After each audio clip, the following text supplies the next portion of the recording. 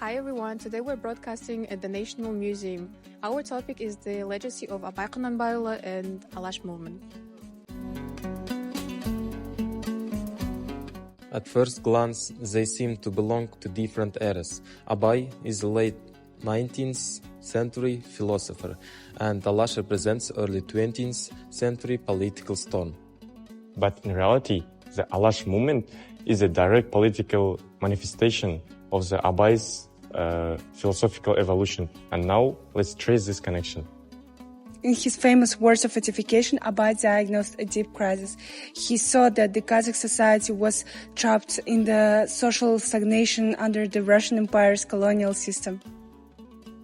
He violently criticized eternal conflicts, corruption, and ignorance. He argues that the only weapon for survival was ilm, secular knowledge and science. To guide the people, Abai introduced the concept of Toluk Adam, the holistic man. It's a person perfectly balanced in reason, heart, and justice.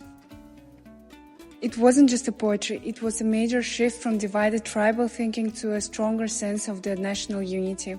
Abai helped to awaken the intellect and awareness of the nation. His loudest echo was felt in Semey. This region became the intellectual incubator where the all future Alash leaders grew up. Young Alikhan Bukikhanov, Ahmed Baitarsonov, and Mirzakhov Dulatov spent their years deeply studying Abai's forbidden manuscripts.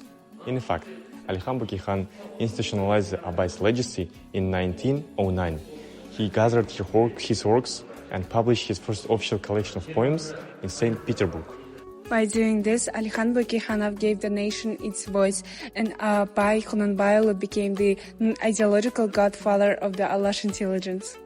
When the Russian Empire began to collapse in 1917, the Alash intelligence realized the moment had come. It was time to transform Abai's philosophy into an actual state structure.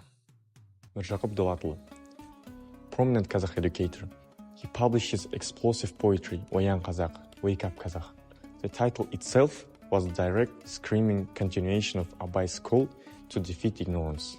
They needed a mass platform. Through the legendary Kazakh newspaper, the Alash leaders started implementing Abai's educational ideals across the entire steppe. Ahmed Baitarsonov took the next massive step. He reformed the Kazakh alphabet and created a new textbooks.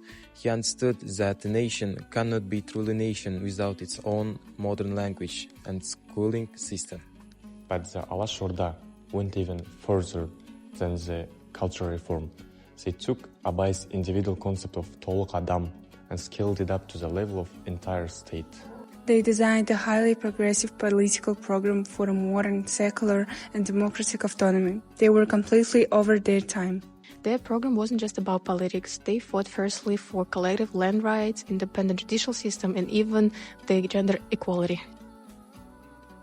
Tragically, this brilliant vision was cut short. The Soviet totalitarian regime could not tolerate such independence. During the Great Purge, they executed the Alash leaders. The regime wanted to erase both Alash movement and Abai from the historical memory, labeling them as nationalists.